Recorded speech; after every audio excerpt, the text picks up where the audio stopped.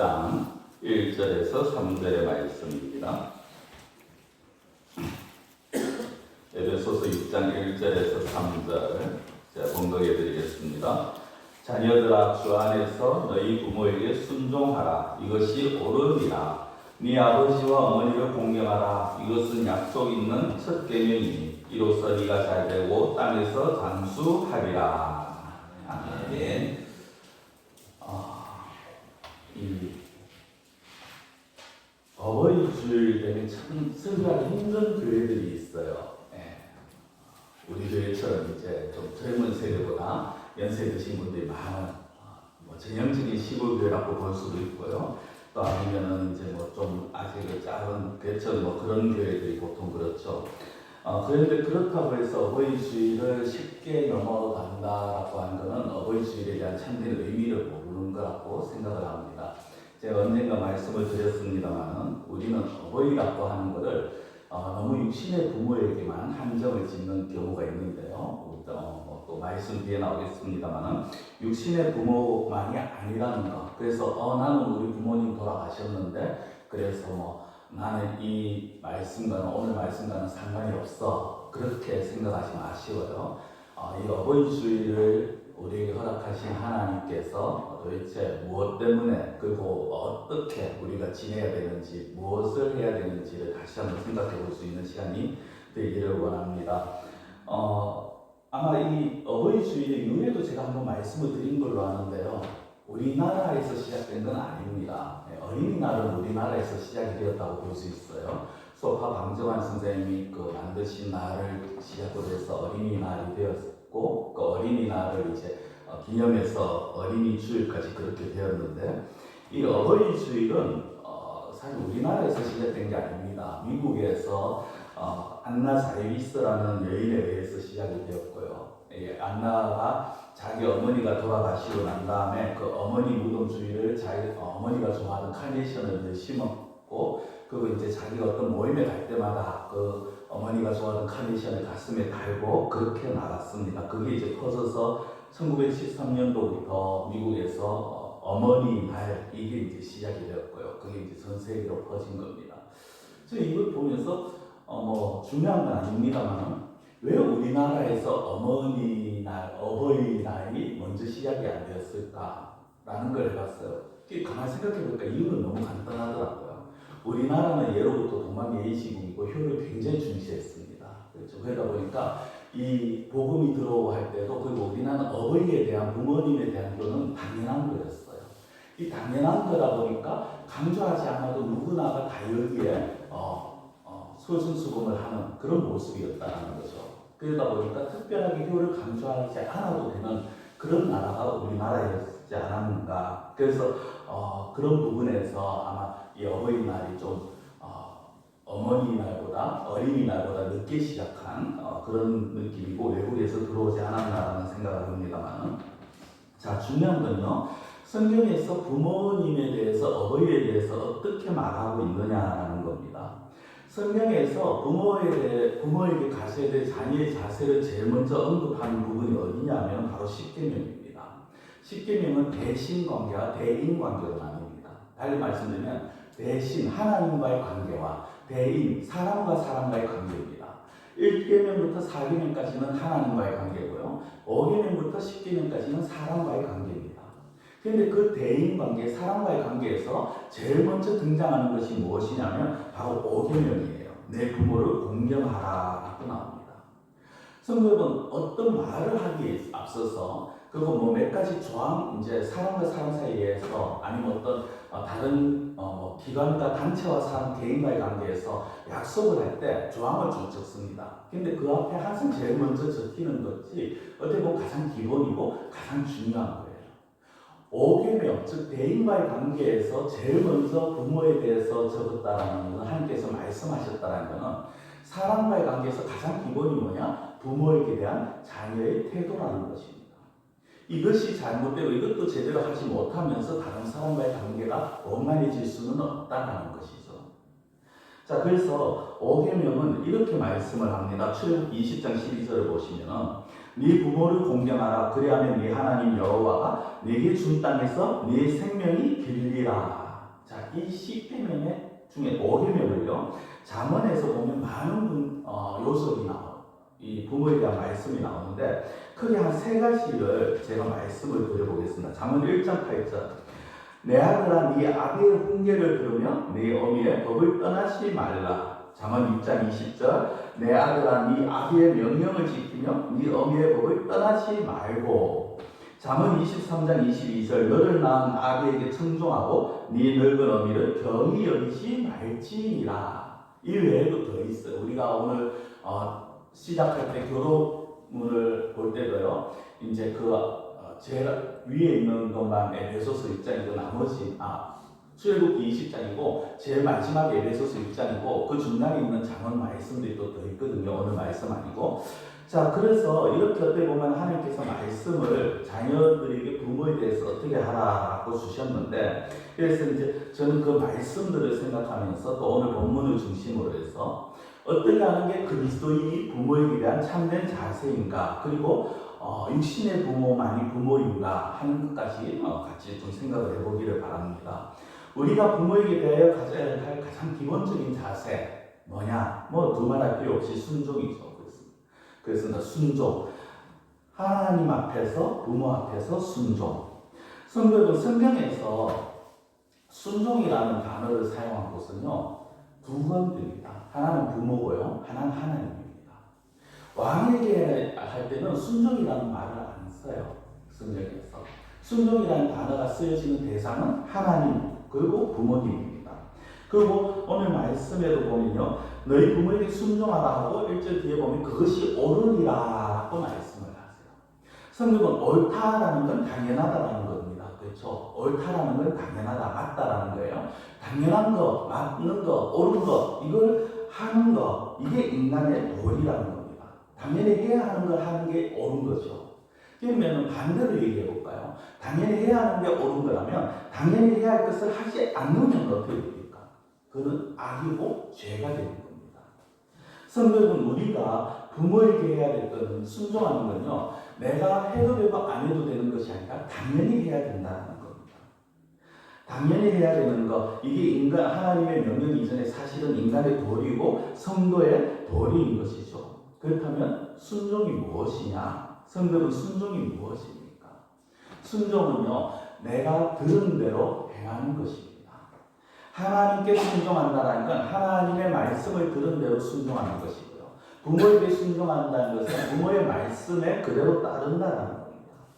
그러면 그대로 순종하기 위해서는 뭐가 전제가 되어야 됩니까? 내가 듣는 것이 되어야 돼요. 그렇죠? 하나님의 말씀이든 부모의 말씀이든 먼저 들을 줄 알아야 됩니다. 듣는 자세가 되어 있어야 됩니다. 듣지 않으면 우리 부모님이, 아버지가, 어머니가 무슨 말 하는지 우리는 알 수가 없어요. 그래서 먼저 들어야 합니다. 요즘 사람들은요, 남의 말을 잘 안 듣죠. 꼭 요즘 사람만이 그런 건 아닙니다만 대체적으로 시대가 가면 갈수록 사람들이 다른 사람의 말을 잘 안 들으려고 합니다. 모든 걸 자기 중심에 맞춥니다. 예전에는 그래도 가정에서는 부모의 말에 좀 귀를 기울였는데 요즘은 가정에서도 부모의 말을 잘 귀 기울이지 않는 것 같습니다. 부모 자식 간에도요, 정말 어떻게 보면 부모님의 말을 잘 안 듣는 그런 모습들이 나옵니다. 물론 우리 성도님들은 이해가 안 되실 거예요. 성도님들 가정의 자녀들은 다 부모님 말씀을 잘 들을 테니까, 그렇죠? 잘 들으실 거라고 믿고, 그래서 이해가 안 되시겠지만 사실 시대는 점점 그렇게 변화가 되어 간다는 겁니다. 부모님들이 뭐라고 말을 하면요, 그 고태연한 말이다, 시대에 안 맞는 말이다, 그 옛날 이야기다, 그런 식으로 부모의 말을 무시해버리거나 하나의 잔소리로 그냥 여겨버립니다. 그런데 그 말씀을 들을 때요, 그 말씀이 젊은 사람들 입장에서는 이해가 되어지는 부분도 있어요. 어떻게 그 말씀이 납득이 되어지면 그렇지, 그 부모님이 역시 오래 사셨으니까 경력이 있으니까 맞는 말이야 라고 이해가 납득이 될 때가 있습니다. 그런데 부모님의 말씀이 납득이 안 될 때 있어요. 젊은 사람들이 그 납득이 안 되니까 그냥 무시를 해버리는 거거든요. 자기가 지금 살아가는 세대와 부모님이 살아온 세대는 다르니까, 그리고 지금 자기 눈앞에 펼쳐진 상황과 부모님이 살아온 시대와는 상황이 다르니까 그냥 부모님의 말씀이 이해가 안 되는 거예요. 납득이 안 되는 거죠. 그러다 보니까 그 말을 그냥 무시해버리고 또 때로는 정말 어처구니 없게도 부모님 앞에서 정면으로 그 말에 대해서 반박을 하기도 하는 그런 어떤 모습들이 요즘 나타나고 있다는 겁니다. 자, 여기서 중요한 것은요. 어떻게 하면 지금 부모님의 말씀을 듣고 순종할 수 있느냐. 중요한 건요. 그 부모님의 마음을 읽으면 돼요. 내가 납득이 안 되고 이해가 안 될 때 그때도요. 왜 부모님이 저렇게 말씀을 하실까? 그 마음을 읽으면 됩니다. 그 마음을 헤아리면 돼요. 그래서 그 부모님을 믿고 그 말씀을 따를 필요가 있다는 거예요. 내가 전 따를 수 없다 그러면요. 당장 어떻게 반박하기보다는 사실은 시간을 두고 생각해 볼 필요가 있는 거죠. 중요한 건요. 하나님께서 부모에게 순종하라고 하셨다는 거예요. 거기에는 그것이 옳은 것이고 그것이 마땅한 것이 아니죠. 순종에 관해서 성경에서 예를 들면 참 많은 부분을 들 수 있습니다만 많은 분들이 이삭을 이야기합니다. 그렇죠. 아브라함이 이삭을 제물로 바치려고 할 때 이삭이 순순히 잡혀서 제단 위에 올라갑니다. 그걸 가지고 이삭이 순종의 모습이다 그렇게 말씀을 하는데요. 그러나 이삭보다 더 큰 순종의 모습을 보인 이가 있죠. 바로 예수님이십니다. 성경은 예수님은요. 예수님의 사역 모든 부분에서 하나님께 순종하는 걸 보여줍니다. 자, 예수님의 사역에서 첫 번째 기적이 뭔지 혹시 기억하십니까? 가나 혼인잔치에서 물로 포도주를 만든 사건입니다. 그런데 예수님 육신의 어머니 마리아가 와서 이 물이 포도주가 떨어졌다고 했을 때 예수님이 바로 하지 않으세요. 바로 하지 않고 어떻게 하십니까? 지금은 내 때가 아니다라고 하면서 하나님의 때를 기다리시는 모습을 보입니다. 성경은 하나님의 때를 기다립니다. 거기에서 예수님이 그렇죠. 지금이 중요하니까 내가 하겠습니다. 내 능력으로 하겠습니다가 아니라 내 때가 아니다라고 말씀을 하십니다. 예수님의 순종의 하이라이트는 바로 십자가의 죽음이죠. 십자가의 죽음은요. 단순히 육신의 죽음만이 아닙니다. 우리는 고난주간 등을 보내면서 때로는 예수님의 십자가 얘기할 때 그 육신의 고난만을 많이 이야기합니다. 근데 예수님의 십자가의 죽음은요. 그 육신의 죽음만이 아니라 하나님과의 영적인 단절을 의미를 하는 겁니다. 성경은 예수님이 무덤에 갇히신 그 3일은요. 사흘은 하나님과 영적으로 단절된 시간입니다. 하나님이면서 하나님의 아들이 아버지 대신 하나님과 어떻게 보면 영적으로 단절이 되었다는 건요. 예수님의 입장에서 너무나도 큰 고통입니다. 물론 하나님의 입장에서도 큰 고통이죠. 그런데 이렇게 한번 생각해 보시기 바랍니다. 부모와 자녀다. 물론 성인이 된 자녀들은 좀 덜합니다만 어린 자녀들이 어린애가 나갔는데 부모와 연락이 안 됩니다. 하루 안 되고 이틀 안 되고 3일이 안 됩니다. 그러면 부모도 애가 타지만 그 자녀도 불안합니다. 그렇죠? 너무 불안하고 심히 고통스러울 겁니다. 마음이 괴로울 겁니다. 그것보다 더 심각한 모습이 영적인 단절이라는 거죠.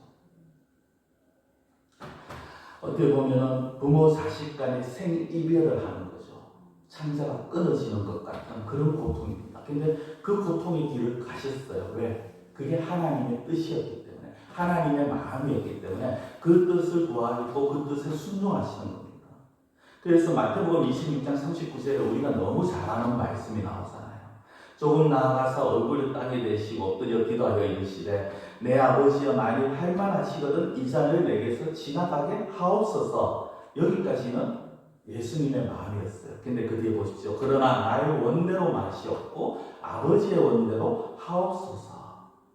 내 생각이 아니라 하나님의 아버지의 뜻에 내가 순종하겠습니다. 이것이 나에게 고통이 되고 이것이 나에게 괴로움이 되고 이것이 나에게 큰 시련이지만 아픔이지만 그러나 하나님의 뜻대로 아버지의 뜻대로 되기를 원합니다. 이게 순종입니다. 성경은 많은 사람들이 부모에게 어른에게 선택적 순종을 합니다. 내가 이해가 되고 내가 마음에 맞으면 순종을 합니다. 그러나 내가 생각하는 대로 내가 원하는 대로가 아니라 철저하게 부모님 뜻에 따르는 것 이것이 올바른 순종이고 이것이 하나님의 말씀이라는 것입니다. 내가 힘들었던 내가 이해가 안 되고 따르는 것 그게 바로 순종이라는 거죠. 육신의 부모만이 아닙니다. 어른의 말씀에 잘못된 부분이 있다면 그 뜻이 그 말씀이 자신의 뜻과 맞지 않다 할지라도 순종하는 자세를 가져야 합니다. 때로는 그 말씀이 아니라면 저도 같이 고민해 보겠습니다. 이 정도로 하면서 물러나는 자세를 가져야 되는데 요즘 젊은 사람들은 아니면 그 앞에서 반박을 해버리죠. 그렇죠? 옛말에 군사부일체라는 말이 있습니다. 군사부일체. 임금과 스승과 아버지는 한 몸처럼 여겨라라는 겁니다. 한 몸이라는 거죠. 근데 임금과 스승은 그냥 부모조차도 어떻게 보면 제대로 여기지 아니하는 자들이 오늘날 너무 많습니다. 육신의 부모만이 아니라 성경적으로 어른이라고 불리는 자들에 대해서 우리는 존경하는 자세, 순종하는 자세를 가져야 합니다. 자, 이렇게 하면 이 성경적으로 어른이 누구냐는 이제 뒤에 다시 말씀을 드리겠고요. 그런데 이 순종에요, 하나님이 무조건이라고는 하지 않으셨어요. 조건을 하나 붙입니다. 오늘 말씀 1절에 보면요, 이렇게 붙입니다. 자녀들아 주 안에서라고 합니다. 주 안에서. 성경은 주 안에서라는 이 말은 여러 가지 의미가 있습니다. 크게 우리가 생각해 볼 수 있는 것은 주님의 뜻 안에서 이렇게 우리가 생각해 볼 수 있는데요. 저는 오늘보다 그것을 더 중요하게 볼 것이 무엇이냐면 예수님께 하듯이라는 겁니다. 주님께 하듯이. 이게 주 안에서라는 거예요. 주님이 가진 주님의 뜻 안에서라는 의미도 되고요. 주님께 하듯이라는 뜻도 됩니다. 내가 원래 그런 분 안 계시겠습니다만 나는 예수님의 말씀 원래 지킬 생각이 없어. 예수님의 말씀 내하고 상관없어. 하신다면 이 말씀이 정말 아무 의미 없는 거예요. 그렇죠? 근데 우리 성도님들은 아니잖아요. 성도님들은 그래도 내가 지키고 못 지키고 떠나서 예수님의 말씀은 우리가 따라야 할 도리야 말씀이야 라는 건 기본적으로 우리가 인식을 하고 인정을 합니다. 그렇죠?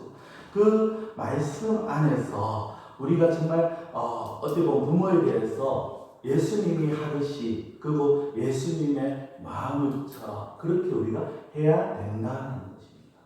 내 뜻대로 내 마음대로가 아니라는 거죠.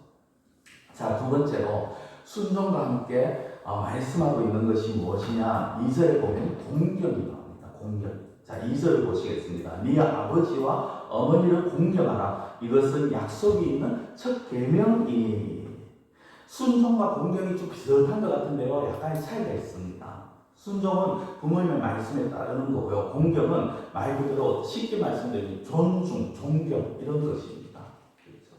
그리고 여기에 보면 약속이 있는 첫 계명, 이 약속이 있는 첫 계명이 뭡니까? 10계명 가운데 사람과 사람과의 관계 가운데서 제일 첫 계명이라는 겁니다. 그리고 그 계명을 지키는 자에게 하나님께서 약속을 하셨어요. 그 약속을 좀 이따 다시 볼 거고요. 자, 여기에 보면요, 공경하라라고 나와요. 공경하라. 공손히 받들어 모신다. 이게 공경의 사전적 의미입니다. 공손히 받들어 모신다. 근데 이 공경이라는 단어의 원어의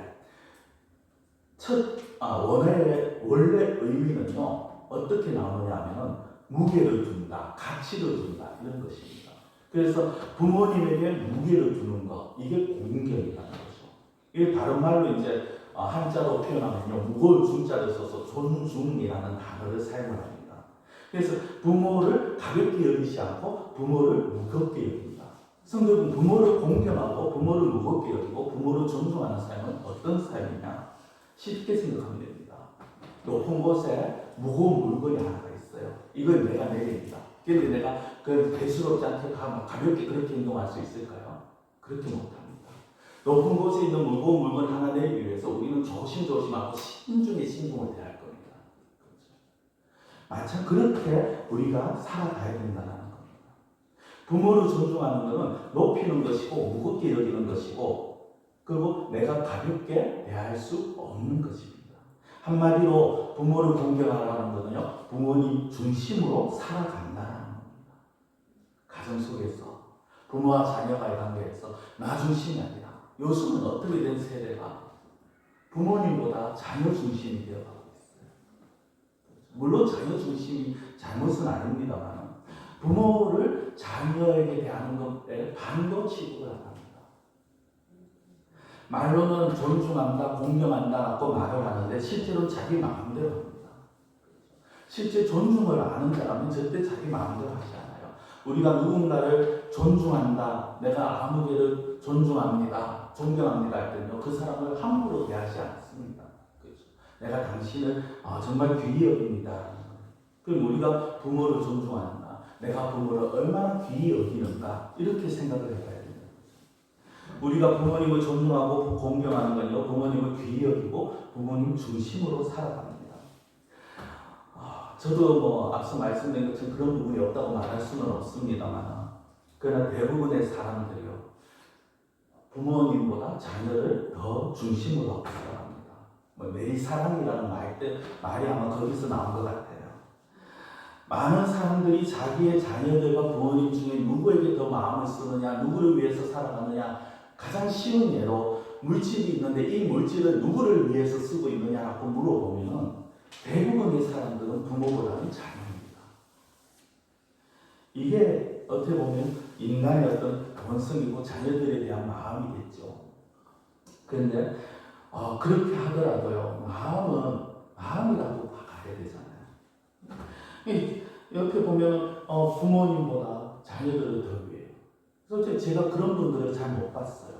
자녀보다 부모님을 더 위하는 그런 분들을 솔직히 잘 못 봤습니다. 아니, 자녀보다는커녕 자녀만큼 내가 내 자녀를 사랑할 만큼 내 부모에게 한다라는 그런 분들도 솔직히 잘 보기 힘든 것이 이 세대인 것 같습니다. 근데 이거는 또 뭐 핑계라면 핑계가 있어요. 왜냐하면 부모님들도 뭐라고 합니까? 야, 내한테 할 바에야 네 애들한테 더 해라. 내한테 용돈 줄 바에야 네 애들 뭐 맛있는 거 사줘라. 그렇잖아. 저희 아버지가 늘 그러시거든요. 옷 하나 사면 야야, 내가 이제 옷 입고 더 밖에 나갈 날이 뭐 얼마나 있다고 네 애들이나 잘 먹여라. 용돈 드리면요, 야, 이거 가지고 네 애들 필요할 때나 사라. 항상 그러시거든요. 그게 부모의 마음이죠. 그래서 내리사랑이라는 말을 합니다. 그러나 우리가 잊지 말아야 할 것은요, 부모는 공경하고 존중해야 할 대상이라는 겁니다. 우리가 자녀에게 100이라는 숫자를 해준다면요, 최소한 부모에게도 그만큼은 해드려야 된다는 거예요. 그게 옳은 것이고, 그게 당연한 것이고, 그게 약속에 있는 계명의 말씀입니다. 그 약속이 뭡니까? 복을 받는 길이라는 거잖아요.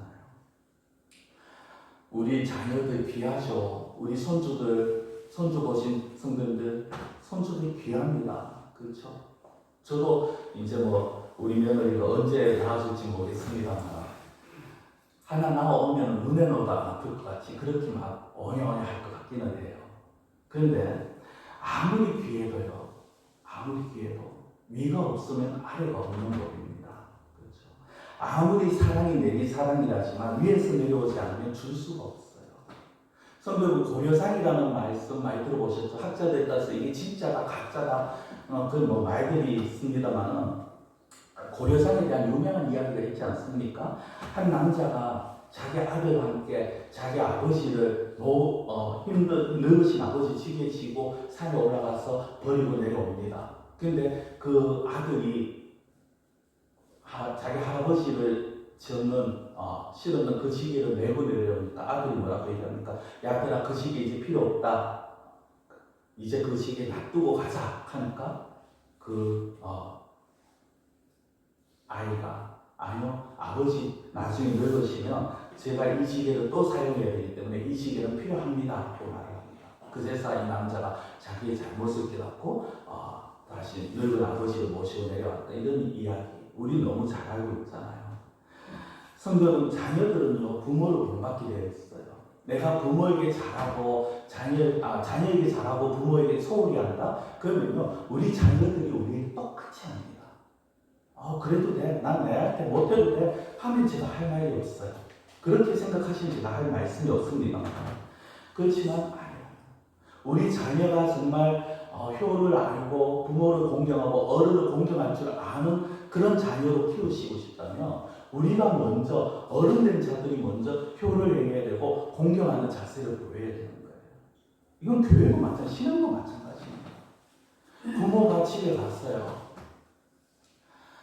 그 목사가 어떡한 목사에 대해서 험담을 하고 욕을 하고 그러면요, 그 자녀들이요 똑같이 해요. 저는 그걸 봤거든요. 이전에 부교육자로 있었을 때 그걸 봤어요. 아니, 어린애가 초등학교 2학년인가 3학년이 됐는 애가 가면서 교회 복도를 지나가면서 야, 아무개 목사가 있잖아. 또 붙여주고 있대. 저는 그 이야기를 듣고 굉장히 놀랐어요. 아무개 목사가 있대요. 가만히 보니까 그 부모님들이 교회 안에서는 굉장히 그럴듯하게 하는데, 제가 그 아이를 붙잡고 물어봤어요. 얘, 너 누가 극하던데? 이제 그 얘기를 하다가 잡혔으니까 괜히 겁이 났겠죠. 그래서 제가 계속 이제 달리면서 물어보니까, 우리 엄마 아빠가 집에서 극하던데요. 아무개 목사가 뭐뭐 했다 하면서, 어떻게 했다 하면서. 여러분, 부모님이 집에서 하는 말은요, 자녀들이 그대로 본받습니다. 부모님들이 집에서 교회를 행보면요, 자녀들이 교회에 대한 마음이 떨어져요.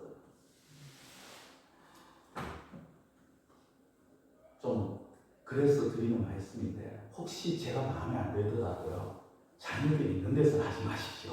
부모님들끼리 아시겠죠? 방에서 그냥 조용하게 말씀하세요.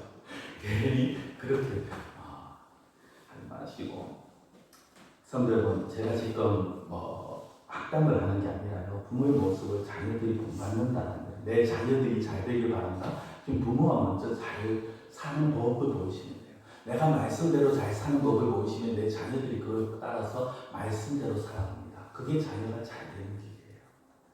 자, 오늘 본문을 다시 보시면 2절 보시면, 아버지와 어머니를 공경하라. 이것은 약속이 있는 첫 계명이라 라고 나오잖아요. 계명입니다. 계명은 하나님 말씀이에요. 지켜도 되고 안 지켜도 되는 게 아니고 반드시 지켜야 되는 것이고, 그 약속이 무엇입니까? 출애굽기 앞서 말씀드린 20절에도 나옵니다만, 오늘 보면 3절에도 이렇게 나오잖아요. 이로써 네가 잘되고 땅에서 장수하리라. 네가 잘되고 땅에서 장수하리라.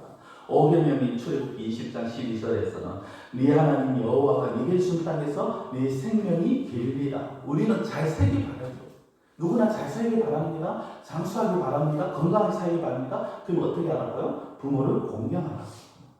이걸 잘못 이해해서 내가 복받기 위해서 부모에게 효도해야 돼, 이게 아니라, 우리가 정말 하나님의 말씀을 따라서 효도하면 하나님이 복을 주신다라는 겁니다. 자, 그러면 이제 마지막으로 우리가 그러면 약속 있는 이 계명을 다룰 때, 여기에서 오늘도 보면 부모에게, 아버지와 어머니에게 이렇게 말씀을 하시잖아요. 출애굽기 20장도 보면 부모라고 말씀하는데, 이 부모는 과연 누구인가? 그렇죠? 이 누가 우리의 부모인가? 제가 서두에도 잠시 언급했습니다만은, 그냥 우리가 부모에게 어버이주의 이렇게 말하면요, 그냥 육신의 부모만 생각을 합니다. 그래서 나와는 상관이 없어. 나와는 상관이 없어. 우리 부모님이 이미 다 돌아가셨어. 그리고 내 삶 이제 얼마 남지 않았는데 무슨 나에게 부모가 어쩌고 그런 말 아무 의미 없다. 효를 해야 된다, 효도해야 된다, 아무 의미 없다. 그렇게 생각하실 수도 있어요. 근데 제가 이걸 언젠가 한번 말씀을 드렸습니다. 성경에서 말하는 부모는 단순하게 육신의 부모만을 말씀하는 게 아니에요. 제가 성경 구절 일일이 다 찾아서 말씀을 드리지는 못하겠고요.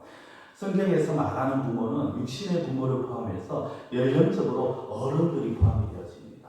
나보다 나이 많으면 다 부모인 겁니다. 나보다 어른이면 부모인 겁니다. 그것도 하나, 성경에서 말씀하는 부모는요, 교회 가운데 어른들을 의미를 합니다. 근데 교회 가운데 어른들이라는 게 교회 가운데 나이가 많다 이것도 되고요. 두 번째는요, 교회의 지도자들을 의미를 합니다. 여러분도 우리가 보통 중직이라는 말을 쓰죠. 중한 직분입니다. 보통 교회에서 장로인, 권사님, 안수집사 이런 분들을 중직이라고 말합니다. 그런 분들 세울 때는 그냥 목사가 마음대로 하지 않아요. 그렇죠. 교인들이 투표를 해서 합니다. 그러나 그 투표 가운데 하나님께서 세우시는 거예요. 하나님께서 세우신 중직분자들. 그래서 우리가 무거운 자를 씁니다. 무겁게 그 직분을 여겨야 되고요. 그런 중직자들을 대할 때 우리는 교회 어른들을 대하듯이 그들의 나이와 상관이 없어요. 그럼 죄송합니다만 70, 80, 90이 되셨다 하더라고요. 그리고 60이 장로가 60이다 하면요, 그 자기보다 나이 어려도 그 사람을 어른으로 인정해 줘야 됩니다.